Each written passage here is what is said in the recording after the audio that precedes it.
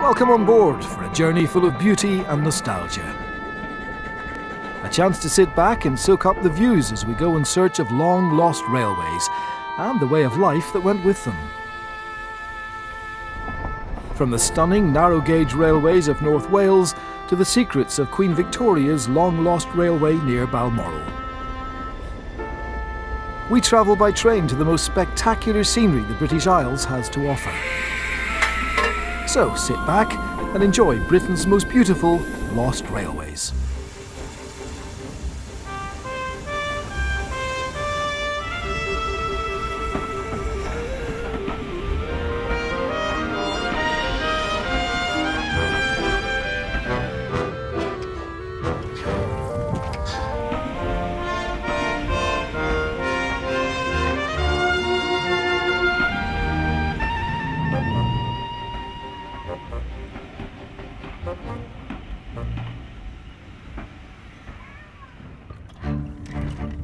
The railways were arguably the greatest invention of the 19th century, completely transforming the lives of ordinary people in the United Kingdom and eventually around the world.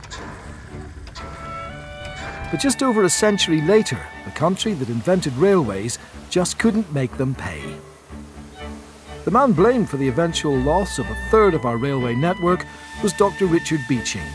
The government asked him to balance the books, and he ended up making savage cuts.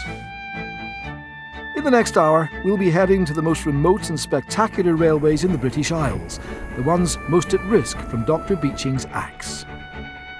We'll be exploring the stunning scenery of the Scottish Highlands for traces of Queen Victoria's long-lost line.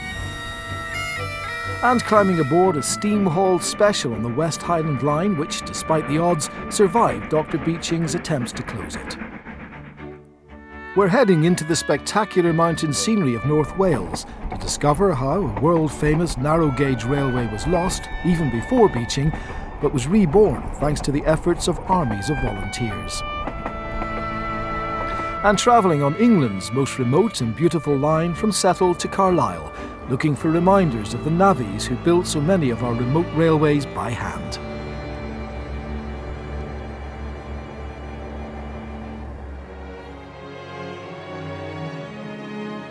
It would be wrong to lay all the blame at Dr. Beeching's door. Between the wars, over 1,200 miles of track had already been closed by railway companies who just couldn't make the lines pay.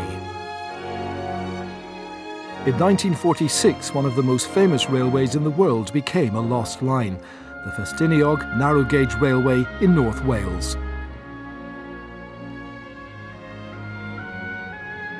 Few other railways have had such a direct connection with the landscape they run through. In the 1830s, it was the huge demand for slate quarried in the mountains of Snowdonia that led to the building of a railway in the first place. What quicker way for the slate companies to get hundreds of tons of roofing material down from the hills? The slate industry's long gone, but today the spectacular scenery attracts over 200,000 tourists a year to the former mineral line, contributing over £9 million to the North Wales economy. It's a booming tourist attraction, but things couldn't have been more different in the late 1940s. The narrow-gauge tracks were abandoned and overgrown. Its fleet of steam locomotives rusting away. Whole trains of trucks and coaches left to rot in their sidings. We'll discover how the railway was saved from extinction a little later, but the real story of this remarkable railway starts even further back in time, with slate.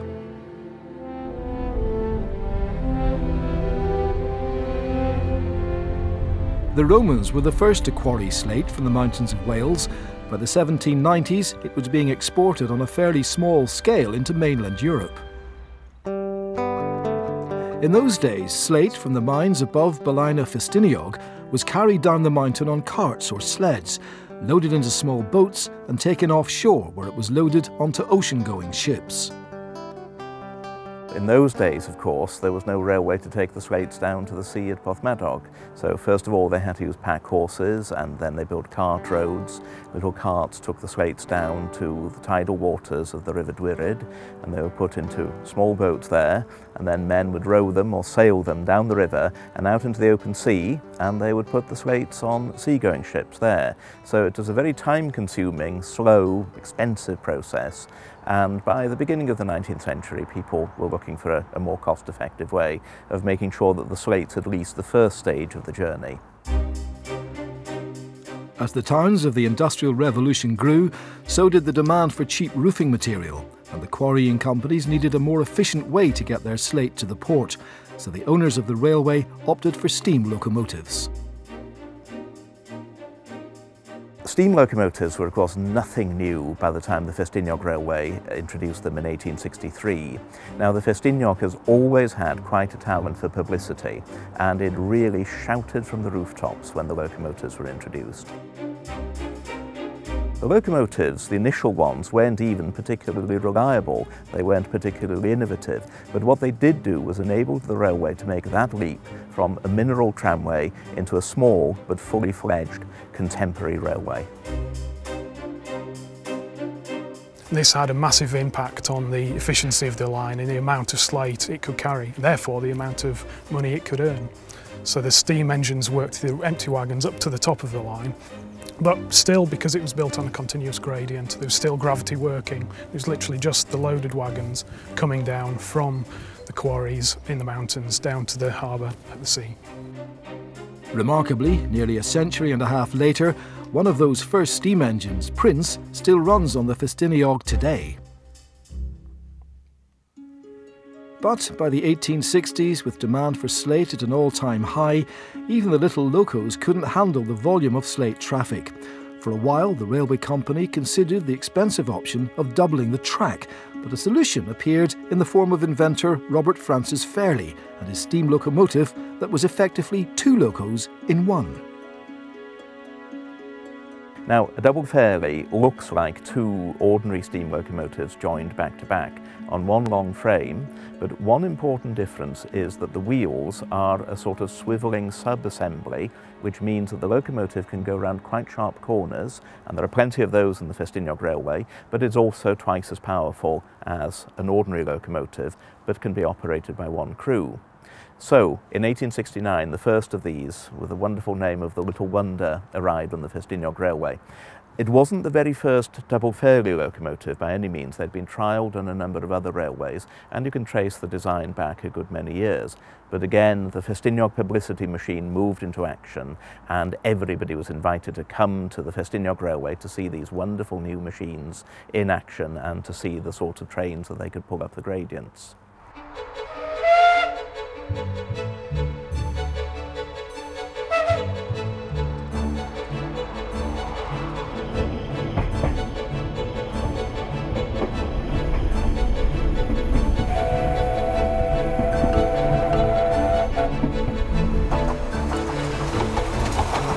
One of the things that the Fairlie locomotive enabled the railway's engineer, Charles Easton Spooner, to do was to really move the publicity machine into overdrive. He, I'm sure, was hoping to get some juicy contracts to build narrow gauge railways, preferably with Fairlie locomotives in other parts of the world. And Robert Francis Fairlie, who devised the locomotive, had a talent for publicity every bit as good as Mr. Spooner. So they got the great and the good of the railway world to come and visit the Festiniog Railway. People came from Russia, people came from the Indian Railways Commission, people came from America. The United States went railway mad, narrow gauge railway mad, and Festiniog clones were built in places like Colorado, they were built in India, quite literally, I suppose, from China to Peru. You see railways that have been influenced by the Festiniog Railway. Fairlie locomotives still provide the pulling power on the Festiniog Railway today, climbing, twisting and turning along 13.5 miles of restored track. From the windows of the miniature carriages, you can rediscover links with the railway's past.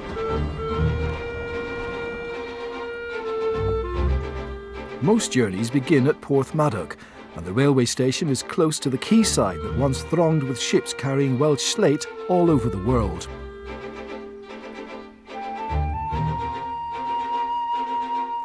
Most of the quayside warehouses have long been lost, but the ship public house provides an echo of its seafaring heyday.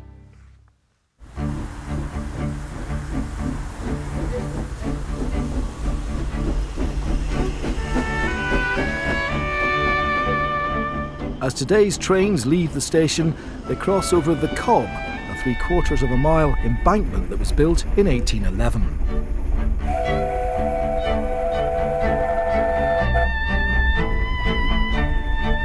Its creation changed the currents in the river, effectively gouging out a deep channel to the harbour.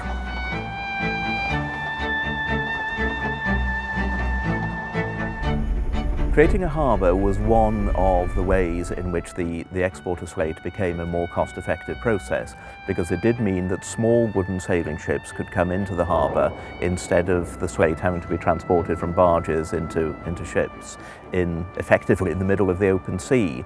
So that meant that it created a port town, the town of Porthmadog or Porthmadog, and that became a very distinctive little Welsh community, which it remains to this day.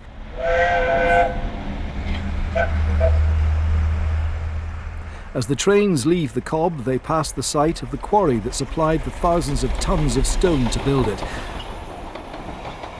It's now called Boston Lodge and is the home of the Festiniog's workshops, where they restore, maintain and build carriages of locomotives.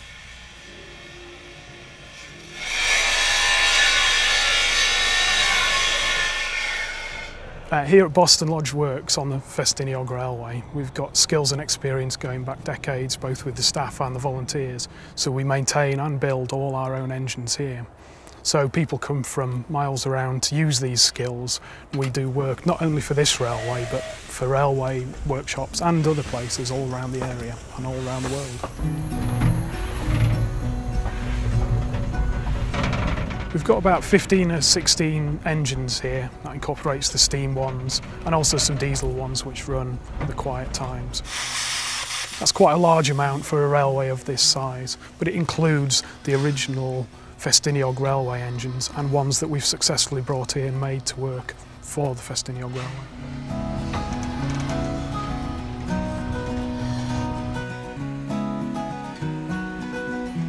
Minforth is the place to disembark if you want to visit Portmeirion, the unique village that's featured in the 60s Prisoner TV series, but it's a 2-mile walk from the station. Minforth also has a reminder of how tough village life could be in the 19th century. The Bronwgarth Hospital was originally built as a workhouse. It cost £3,200, had 150 inmates, exercise yards and a mortuary.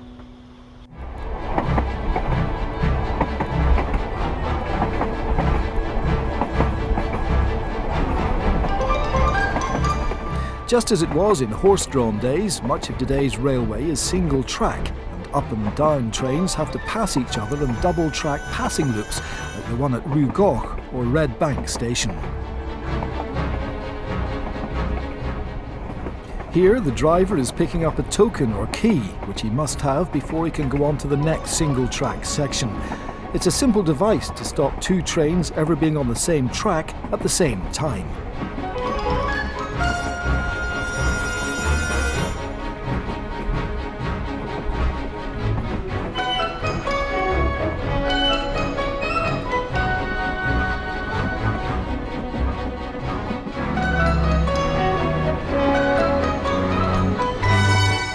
Further up the line, this impressive house was once home to the Oakley family, owners of the largest slate quarries in the district.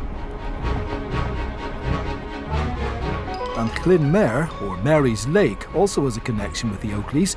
It was given to Mary, one of the daughters at the big house, as a 21st birthday present.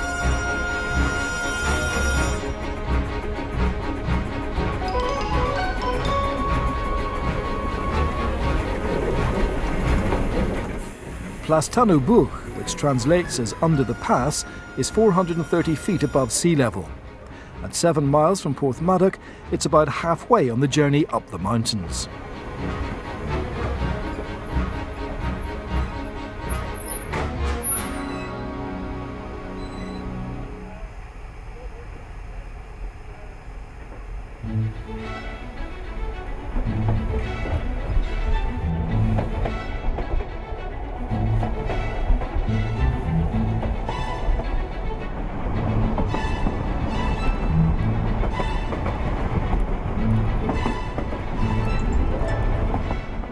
The locomotives have to slow down as they approach Garneth Tunnel.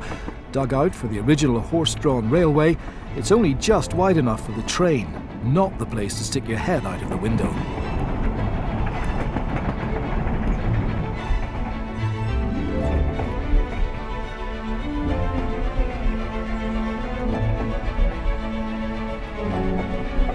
Once clear of the tunnel, the train heads through the Wood of the Wolves. This remote location was chosen for holidays by British Nazi sympathiser William Joyce, infamously known as Lord Haw Haw, and the family of spy Kim Philby.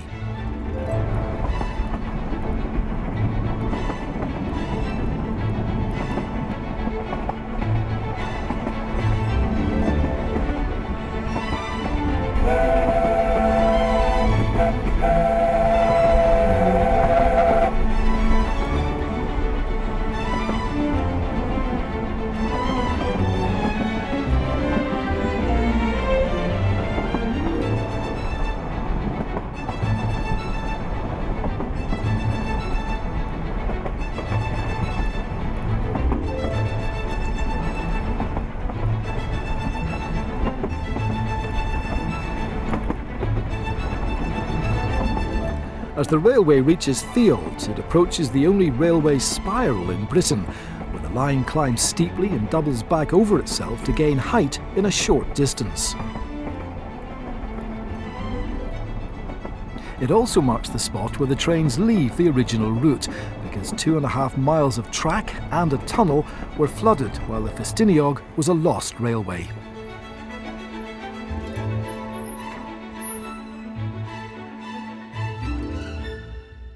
The slate industry had been in decline since about 1898, but in 1914 we went to war with the Blaena Festiniog slate industry's best customer, Germany. Of course, that trade had to come to an end, and it never revived after 1918.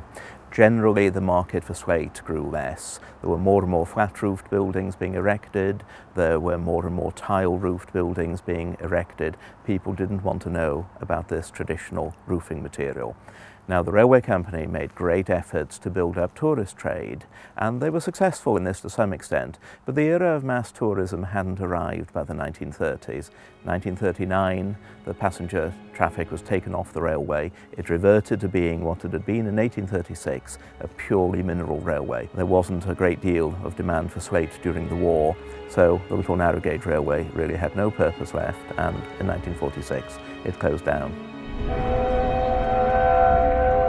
A little later we'll be continuing our journey up the mountains on the new stretch of track that was created, against all odds, by a band of dedicated enthusiasts who were determined that the Festiniog would be brought back to life.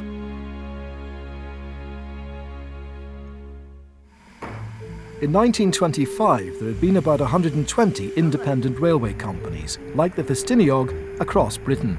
But only 23 years later, in 1948, there was one, British Rail. It inherited over 20,000 steam locomotives and about 19,000 miles of track. Laid end to end, the lines would have stretched 3/4 of the way around the Earth. But due to chronic lack of investment and monumental effort during World War II, the newly nationalised network was in no condition to take on growing competition from the lorry and the motor car. The railways were really worn out in the 1940s. There were more accidents than there had been before. They suffered from more breakdowns. There was a terrible winter of 1947 where there was a coal shortage. They used bad coal, which then led to more breakdowns. They became unreliable. And indeed, a government minister at the time said of the railways that they were a disgrace. And they were in such a terrible state. And that was really a result of underinvestment, not their own fault. It was the remote railways of Britain that appeared the most vulnerable when the government asked Dr. Richard Beeching to come up with a plan to make the railways commercially viable. In 1963, he produced his now infamous report, The Reshaping of British Railways. Not all of his recommendations were carried out, but by the end of the 1960s, 4,000 stations had closed and 6,000 miles of track, around a third of the network, was ripped up. Sleepers and signals were sawn up for fence posts, and whole sections of track were taken away for scrap.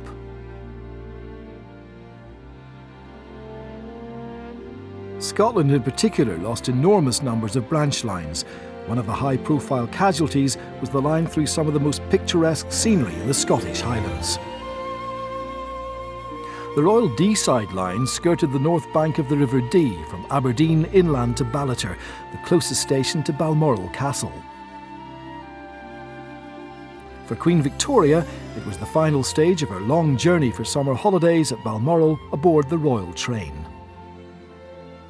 Queen Victoria was the monarch that really started travelling in a big way. The railway companies were quite keen as a kind of promotion activity to provide royal trains. The west coast route up to Scotland was the one that she usually used. There were various things that had to be done.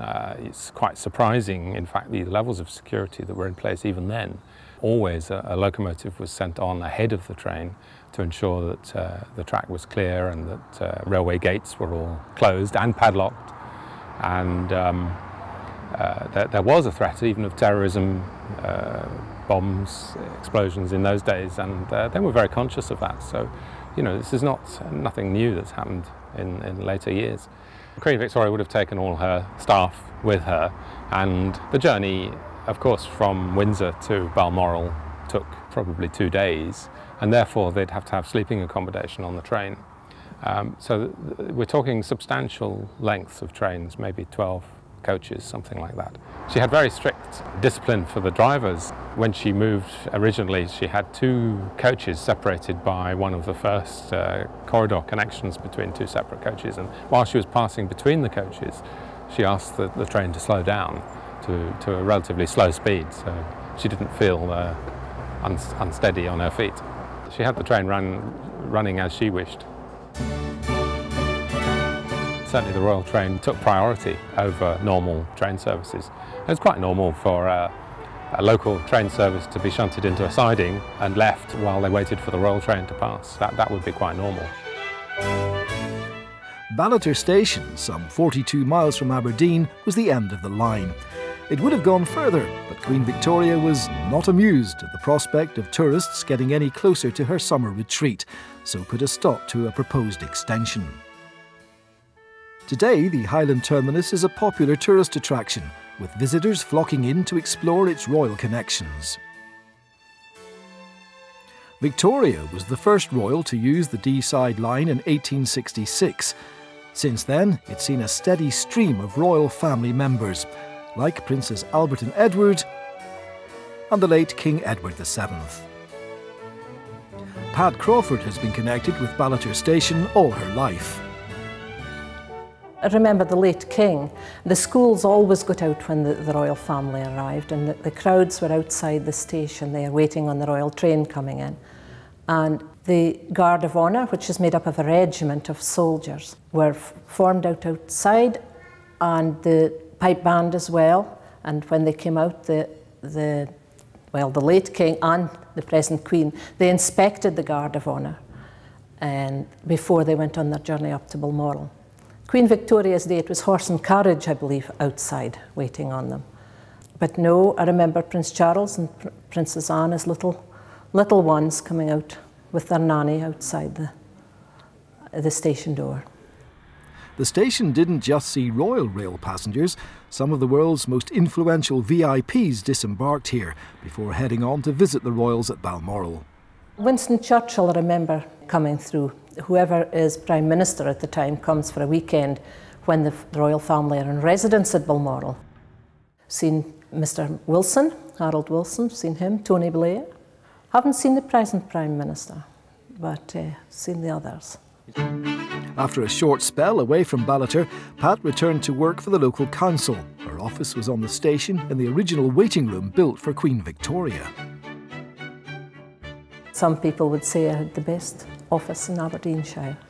In the 80s, Queen Elizabeth II visited us and came into the royal waiting room, and she said to me that she didn't realise that the waiting room had been kept in such a good condition. She was amazed and very pleased to see that the condition it was in.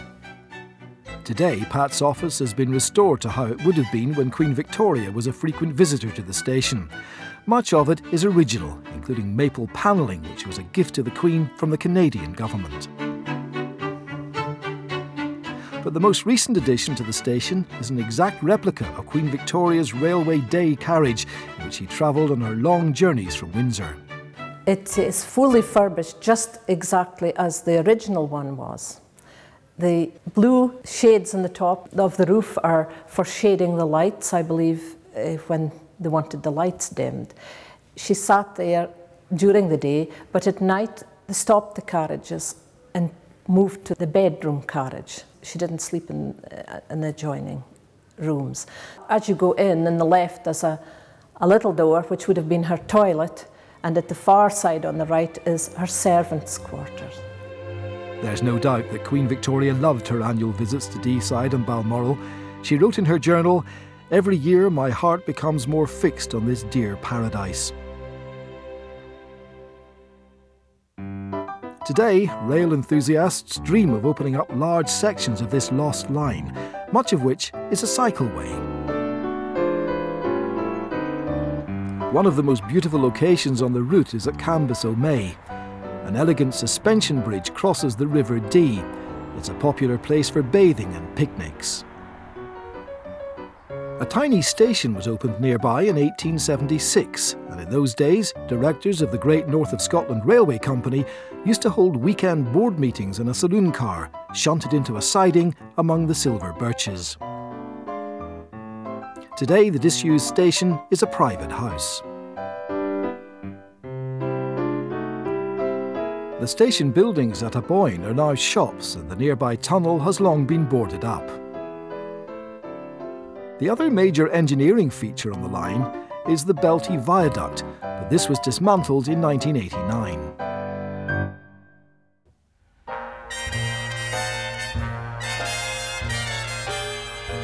So far, a mile of track has been brought back to life at Crathis Castle, and there are firm plans to reinstate a further 2 miles of the line. Even on this relatively short section of the Deeside Railway, visitors can still get a direct connection with the line's more recent royal passengers. It's this, a once futuristic battery-powered rail car. In 1958, this experimental train was affectionately nicknamed the Sputnik, after the first Earth-orbiting satellite that had been launched by the Russians in the previous year. In the late 50s, British Rail were exploring ways of making loss-making lines less of a financial burden. Scotland was rich with schemes for hydroelectric power stations to make low-cost electricity. So BR converted one of its familiar rail cars to run on chargeable batteries, all 15 tons of them.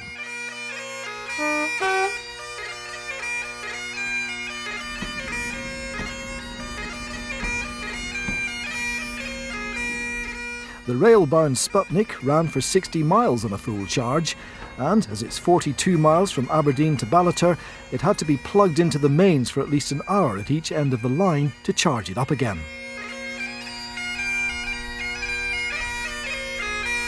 The royals were not inconvenienced, however. The late Queen Mother regularly sat in this seat in first class, often travelling with the young Prince Charles and Princess Anne. But finally, even the royal connection didn't protect the Deeside Railway against Dr. Beeching's axe, and the last passenger train ran on the 28th of February 1966.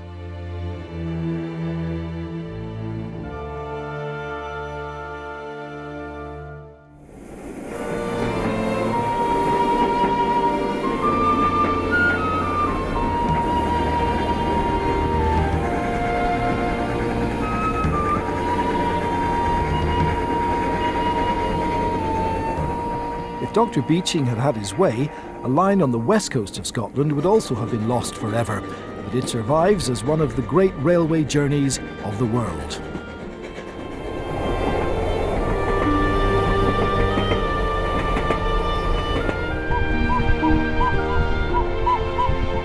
This is the West Highland Line. It travels through some of the most spectacular scenery in Britain, from Fort William, which is over 100 miles northwest of Glasgow, to the remote fishing port of Mallaig on the west coast.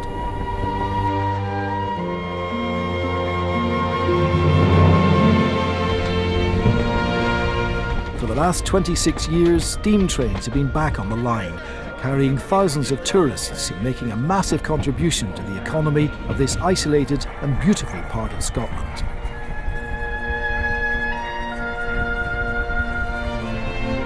It's a line of extremes that takes travellers past Britain's highest mountain and its deepest loch. We can enjoy it today because back in the 60s, political pressure saved it.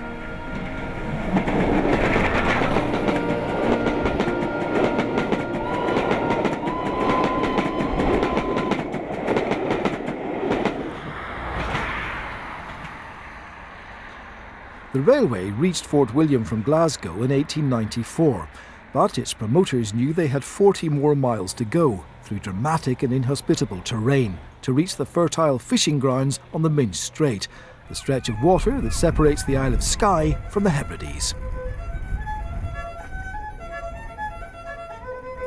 Before the railway arrived in Mallaig, the fishing community's best transport connection anywhere was by sea. There was a mail coach from Mallaig to Fort William 3 times a week, but it said the journey took 7.5 hours. A railway was the answer, but building it through this remote and rugged landscape was extremely difficult. When the railway was being built, the contractor Robert McAlpine, his son was seriously injured in a blasting accident in Loch Islet. The surgeon who was called from Glasgow at the time, when he arrived in Fort William at 5 a.m. in the morning, it took him rushing 7 hours to get to Loch Islet. So that's the sort of timing we're talking about, yes. Remember, 28 miles of the 40 miles. It's a very steep gradient, up to 1 in 50, and the bends were extremely tight. But possibly the most difficult thing was the hardness of the rock. Normally viaducts would have been built in rock, but here it was impossible to dress it, and so instead they crushed it and used it to pour into the concrete to reinforce it. Today, modern diesel trains provide a regular passenger service from Fort William to Mallaig, but like most tourists, we're exploring this beautiful railway from on board the steam-hauled Jacobite service. Our journey starts at Fort William, the largest town on the West Highland Line.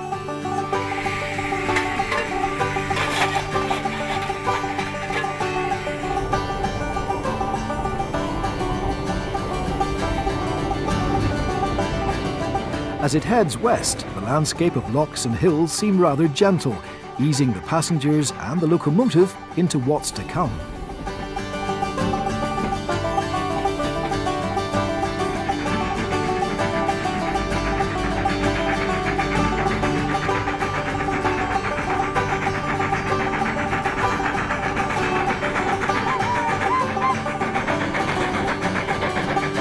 But it isn't long before the scenery becomes dramatic, and the track full of sharp bends and steep inclines, really stretching the restored steam locos.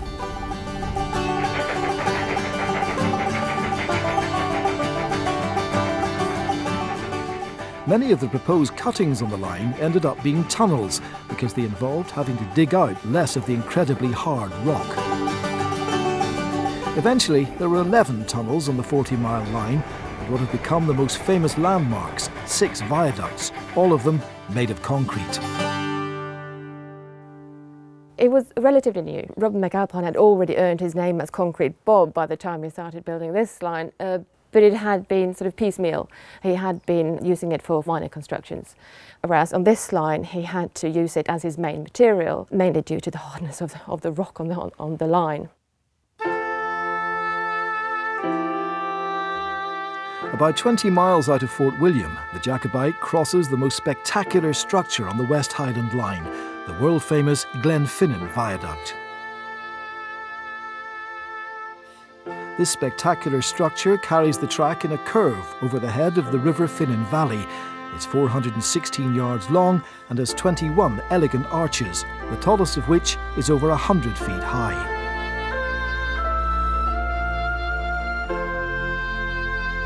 When the viaduct was completed, the official handbook for the line noted, "Many authorities on matters of taste declared when this viaduct was first proposed that it would prove a monstrosity sufficient in ugliness to take away all the charm and beauty of the scene." However, that's not how people see it today.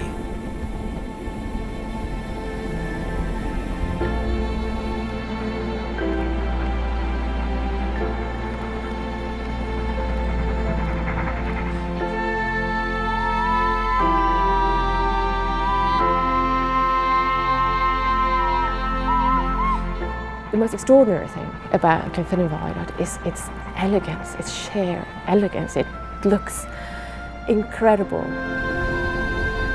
It's actually what made me come to Glenfinnan. I was on my way to Mallaig on the train, and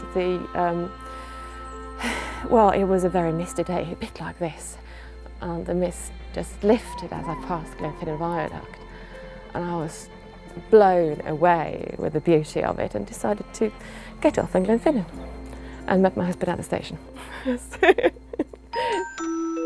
The viaduct is a movie star featuring in numerous films, most famously when Harry Potter flew over it in a magic car.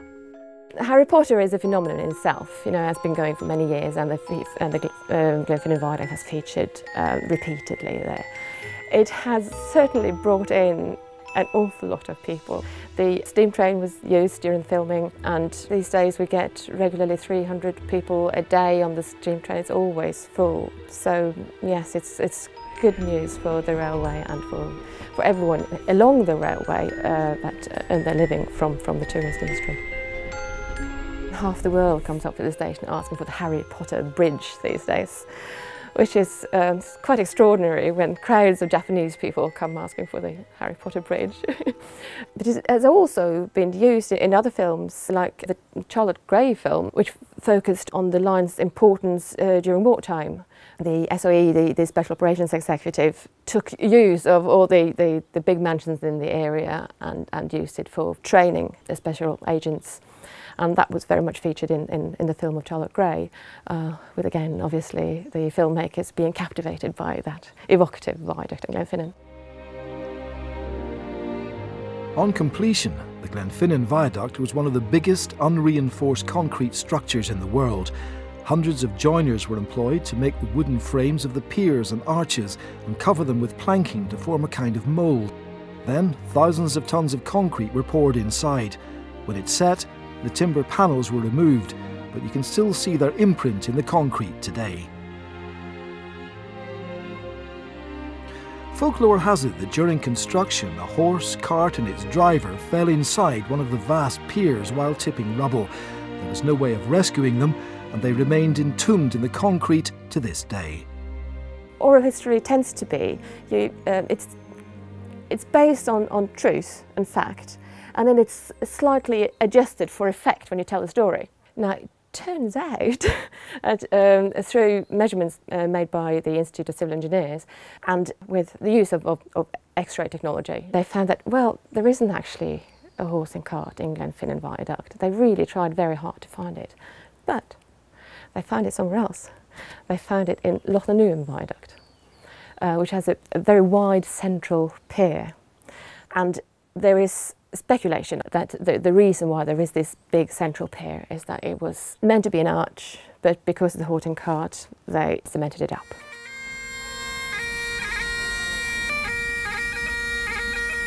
A short distance after the viaduct, the Jacobite steams into Glenfinnan station to a traditional Highland welcome.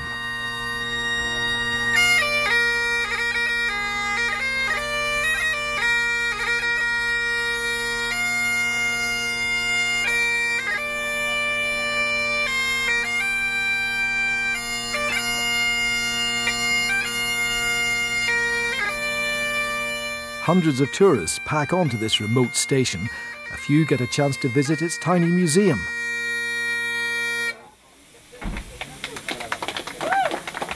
But it isn't long before they're back on board and heading west again.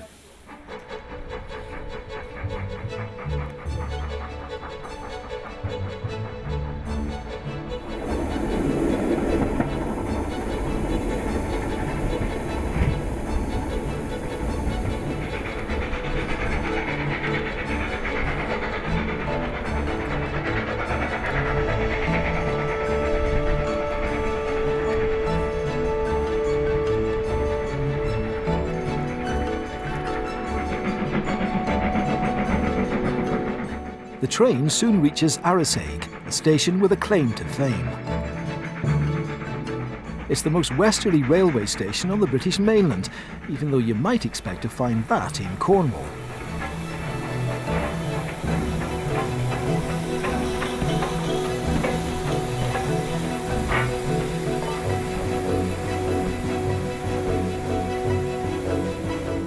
On clear days, it also provides travellers with their first glimpse of the sea.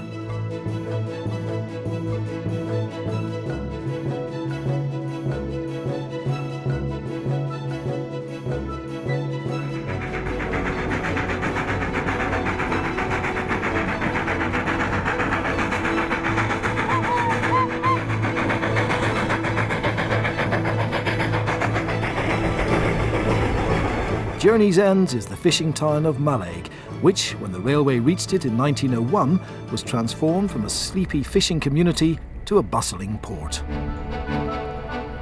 At its height, thousands of tons of fish were landed here, and the trains rushed the fresh catches inland to Fort William, Glasgow and beyond. In its heyday, 19 trains a day, some of them reeking with fish. Many young people older people who used to live here at the time, they say that the smell of the trains is something you really don't forget. The extension to the West Highland Line was built on budget and slightly ahead of schedule, mainly because by the turn of the 20th century, railway contractors had plenty of experience of tackling this kind of terrain, and the whole process had become highly mechanised. But only 25 years earlier, it was a very different story. We're heading to England's most beautiful and remote railway, the last in Britain to be built by hand, by navvies, the magnificent line from Settle to Carlisle.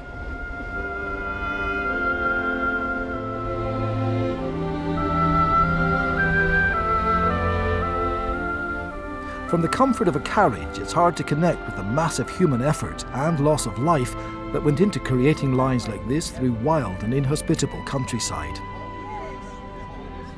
Settle and Carlisle was really a pretty crazy railway.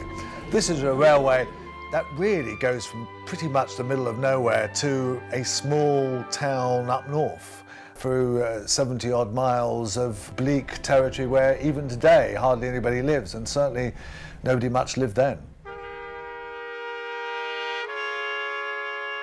The navvies who built it were itinerant labourers, named after the navigators who built the canals a century earlier. An astonishing 6,000 of them worked on the Settle to Carlisle line in some of the bleakest terrain in the country and some of the worst weather Britain could throw at them. It took a good year or two to become a navvy from just being recruited off the streets or off the land, as it were. You know, they had to build up their muscle. They had to be able to dig out a certain amount of soil every day before they, you know, qualified for navvy status. And they had to play hard. They were often paid in the local pub, and so often they would just go on benders. They were paid on a Saturday, and they would then just spend much of their wages there and then. With the rest of it, they probably had to buy food in the company shop, which charged them great excess amounts of money. So, in a way, the company was paying them and then getting the money back, but getting a railway in the process. The line was built by the Midland Railway Company to be its own high-speed route to Scotland. Allowing express trains to travel fast created massive engineering challenges. Curves had to be gentle, so locos didn't have to slow down, and gradients had to be no more than 1 in 100. In total, 14 tunnels and 22 viaducts had to be built to meet these demands. Engineering brilliance allowed the line to climb to Dent at 1,150 feet, the highest mainline station in Britain, where weather conditions can be treacherous.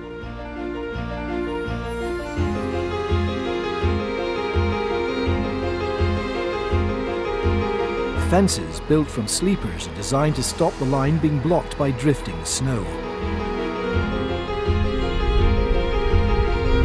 Creating the Blee Moor Tunnel involved digging and blasting over 2,600 yards through solid rock. It It's said to have accounted for a third of the cost of the entire 70-mile line and involved a massive loss of life. Death occurred in various ways. I suppose really the nastiest ones were the ones that took place in Bleemore Tunnel. Because there they were using a new form of explosive called dynamite.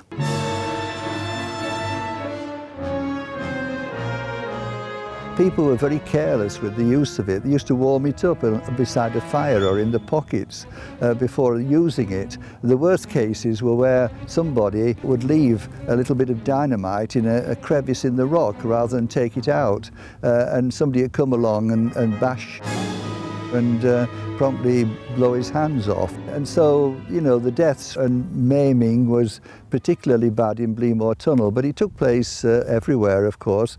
All the jobs had a measure of difficulty and danger. But the engineering masterpiece of the line is undoubtedly the Ribblehead Viaduct.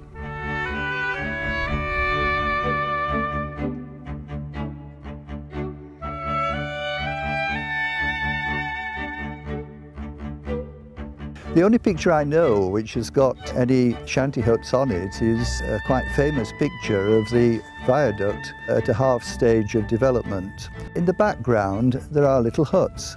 Now these were rather special little huts. Most of the huts were rather plain, but in this case they've got little porches. The people who lived at Belgravia were probably, you know, the more or less the supervisors and the rest of it. But the other shanty towns had curious names. Some of them were biblical. You could go up to Jericho and then climb up to Jerusalem. For most navvies, conditions in these shanties were poor, and when drink was flowing, often lawless and dangerous. Drink, of course, fired up the navvies to the extent that they went out and committed virtually every crime in the book.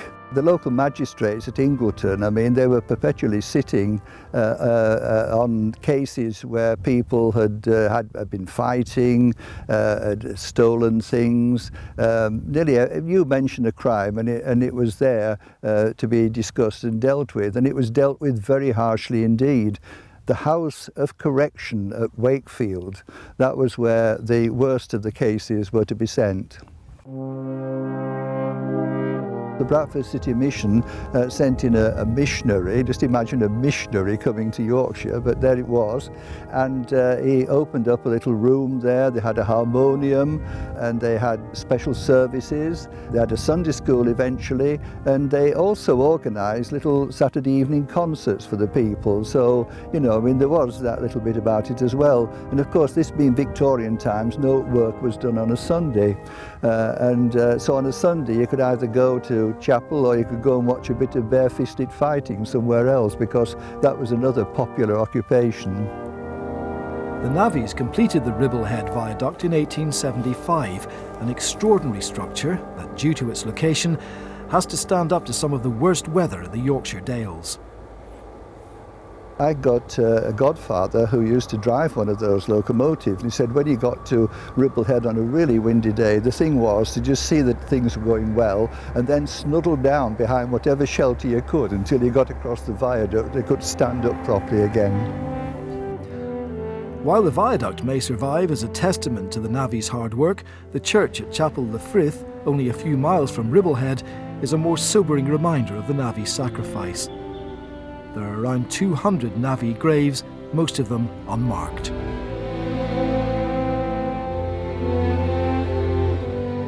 One grave is that of James Mather, who ran the beer house at Batty Green. He was crushed under the wheels of a wagon in May 1872, only months after 2 of his children died, we assume from disease. The verse that's difficult to make out on his headstone reflects, "No man in this world need boast of his might. He's alive in the morning and dead at night." And also there was that little infusion of a thing called smallpox at one stage, which led to the building of a hospital. And there was a sad little procession of people now and again going down to Chapel Le Dale Church for a funeral. I think the most telling story was of the man who went down there. He'd lost 2 infant children, and the parson didn't turn up, must have got the wrong date. And so this man actually dug the grave, buried the children, and then intoned a few prayers, then came sorrowfully back up to his home. He can hardly believe that sort of thing. In 1874, when the line was nearing completion, 2 musical evenings were held at the Batty Green Mission to raise money for this marble tablet to remember all the navvies who died through accidents on the line. You need to search among the tombstones to find a more modern memorial. Erected in Millennium Year, it commemorates everyone who died during the construction of the railway, men, women and children whose names have been lost.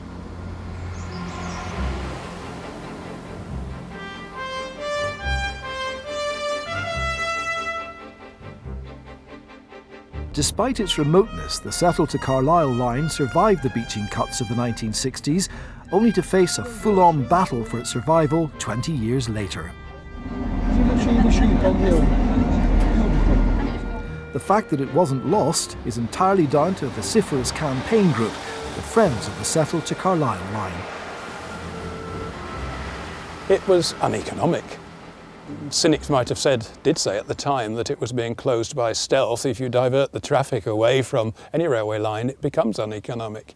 And at its nadir, this railway line just had 2 trains a day, 72 miles from Settle to Carlisle, 22 viaducts, 14 tunnels, colossally expensive to maintain for just 2 inconveniently timed trains a day, and no freight whatever.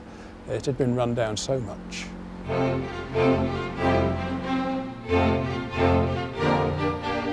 The Ribblehead Viaduct certainly was a major obstacle to the line staying open. Also, it was said at the time, as you see, it's still there, large as life, and they say better now than when the Midland Railway built it in the early 1870s.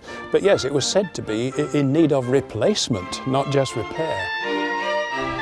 But perhaps because they'd seen the impact of cuts made by beaching in the 1960s, the Friends of the Settle to Carlisle were determined to make sure this remarkable railway survived. It was a very dignified campaign. It wasn't a violent campaign. It was a very well conducted, politely conducted campaign, and that was effective. It was also a media campaign. No opportunity was lost to put the Settle to Carlisle. I mean, nobody's heard of Settle, everybody's heard of Carlisle probably, but Settle, where on earth is that? And people really wouldn't know of Settle if it wasn't for this railway line, by and large, and I speak as a Settle resident there, I feel able to say that. But the best, for instance, I can think of is when petitions were being got up and objectors were signing up, we got a dog's paw print among the objectors, a dog called Russup, whose paw print was accepted as a valid objector to closure of this railway line. He was at that time a fare-paying passenger. I believe dogs go free now. And so that hit the headlines in a minor sort of way at the time, but it put it on the national agenda. Only recently we've unveiled a statue to Russup at Garsdale Station, near to the summit of the line. And when we were fundraising for that statue, I know the appeal appeared in the China Daily and the Times of India. To this day, this railway line it's on the world stage. Since the Settle to Carlisle line was reprieved from closure, there hasn't been, so far as I'm aware, any significant rail closures on the agenda in this country. The Settle to Carlisle campaigners have the immense satisfaction that they were proved right. Today, the line is booming. It's a highly popular tourist route and heavily used by walkers who want access to the stunning landscapes of the Yorkshire Dales.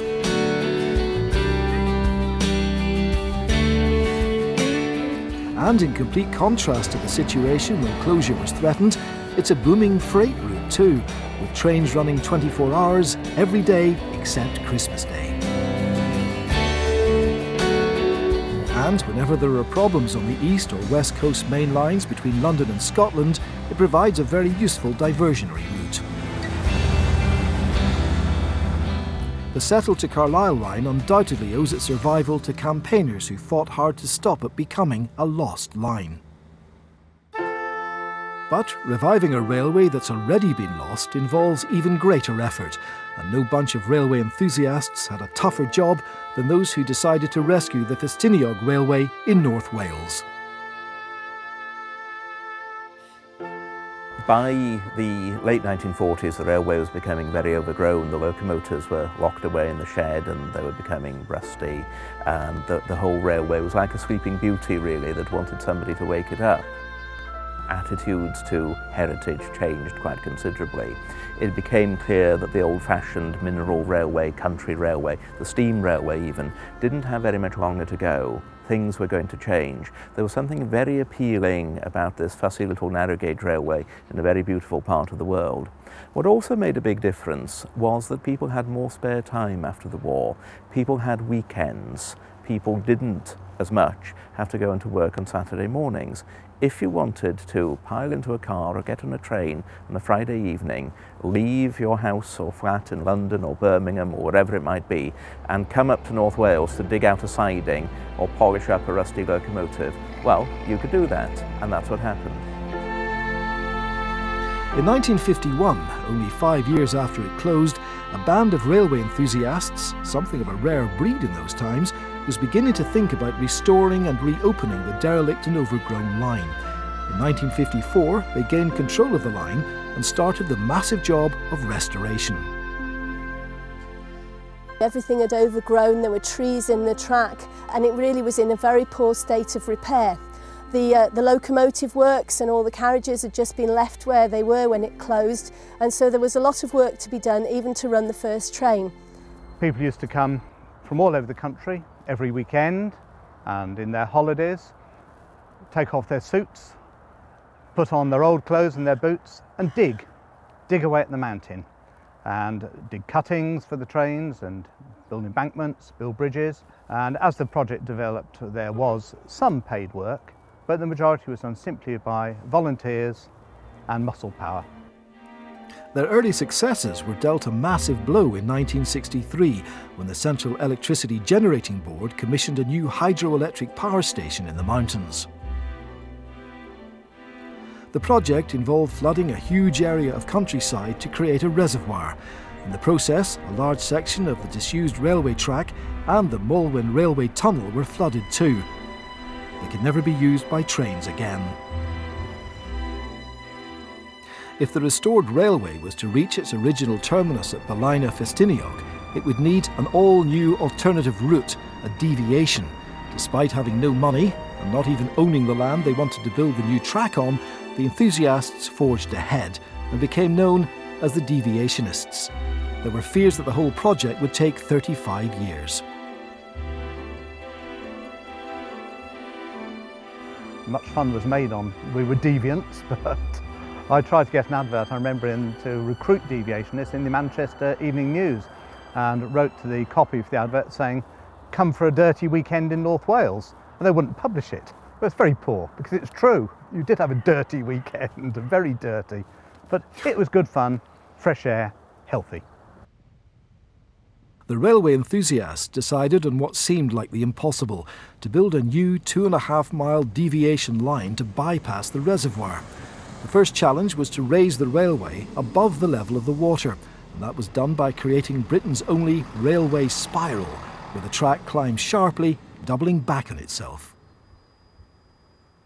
It was a difficult task to build the spiral because of the remote location, and people used to come from all over the country to volunteer. They were known as the Deviationists. Many of them were students at college. They came from all different walks of life. They came and stayed actually in a mess miles and miles from anywhere. They used to go down in wagons to it. They used to have all their own facilities there, and they used to come up and work really hard at the weekends, and it was really down to a lot of labour. The Deviationists had another engineering challenge. The new route involved digging a brand new tunnel over 280 feet through solid Welsh rock. The biggest challenge was the rock. Hard stuff, very hard stuff. Some was easy, you just hit it and it split and you dug it out. Some was very, very hard, just sheer physical labour. We did have a shot blaster, an explosive expert to come and blast for us, and we drilled the holes and he did the blasting. But the most difficult part was physically moving the stuff. In the end, we realised we needed an excavator to help us, and we collected Green Shield stamps to buy an excavator.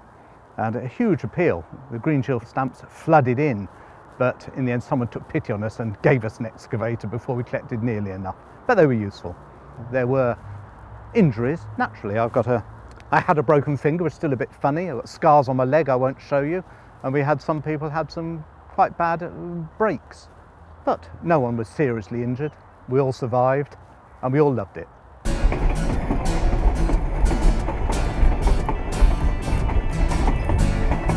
The deviation starts at the new loop, which lifts the railway above water level, and it isn't long before trains plunge into the deviationists' new tunnel.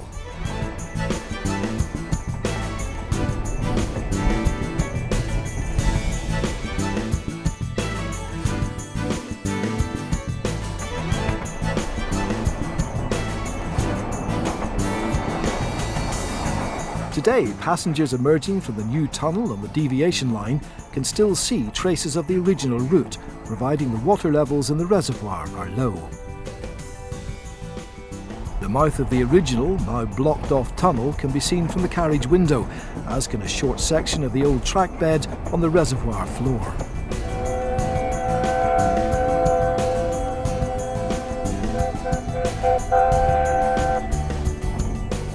Behind the power station, the railway crosses the massive penstock pipes which feed water into the turbines on a bridge that's buried beneath the track.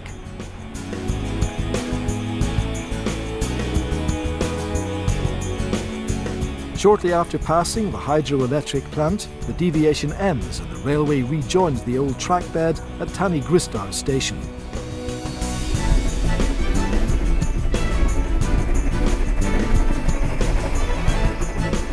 Then it's not far to Ballina-Festiniog, the town that became the centre of Snowdonia's slate industry and was known as the town that roofed the world.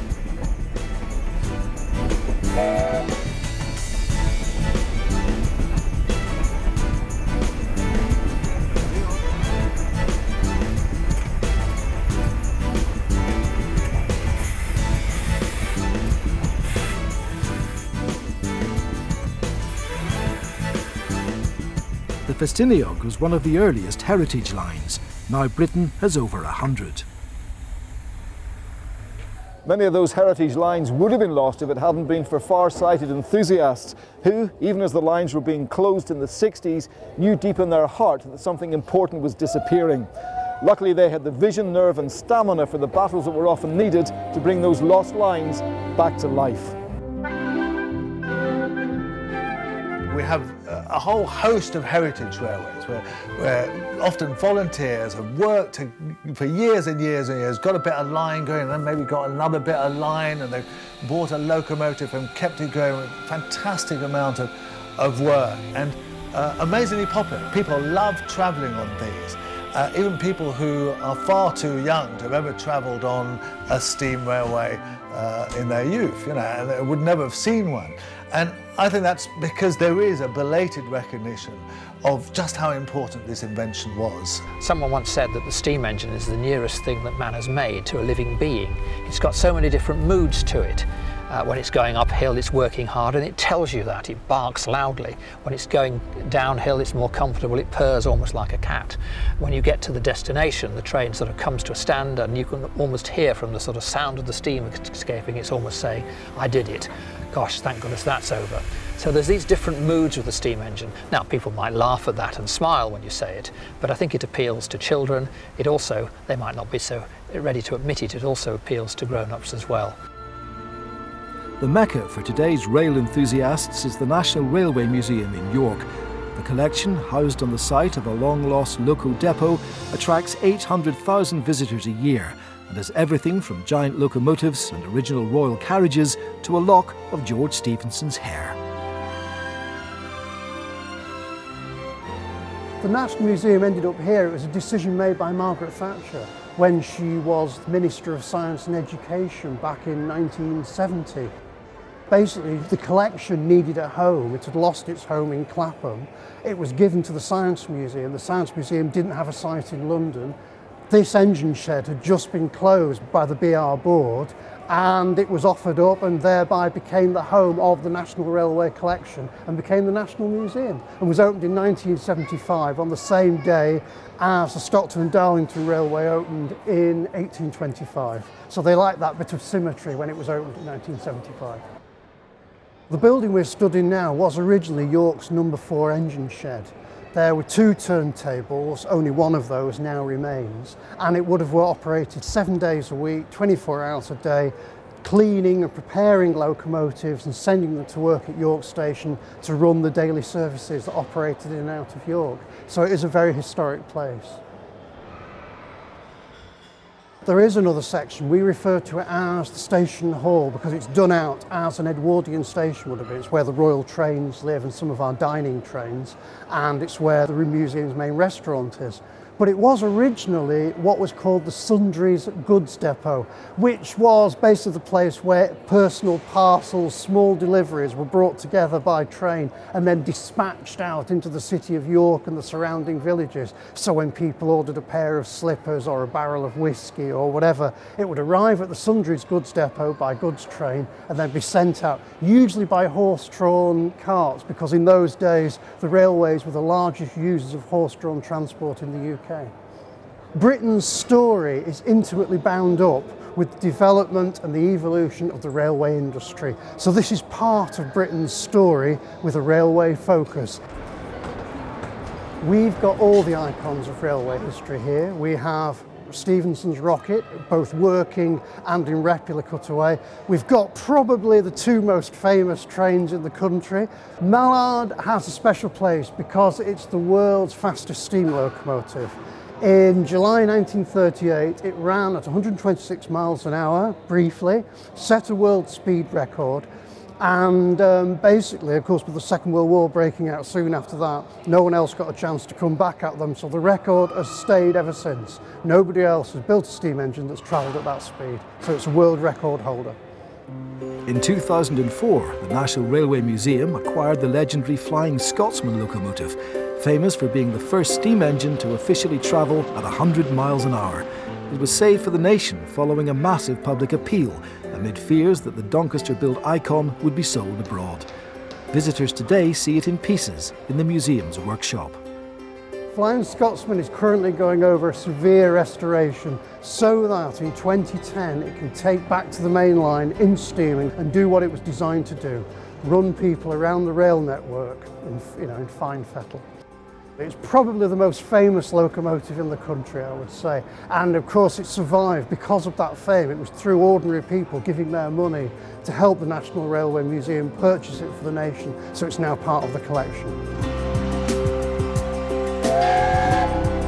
I think people are fascinated by railways because there's a whole mix of things. There's a nostalgia for a golden age, the world of Poirot and all that, beautiful trains, gleaming brass. There's also the memories of older people. There's a sense of travel. When you go by train, it's a sense of occasion, a sense of journey. There's the wonder of the royalty associated with railways. It's just a marvellous combination of things all put together, from the excitement of big engineering and solid things to the personal pleasures of going on a journey.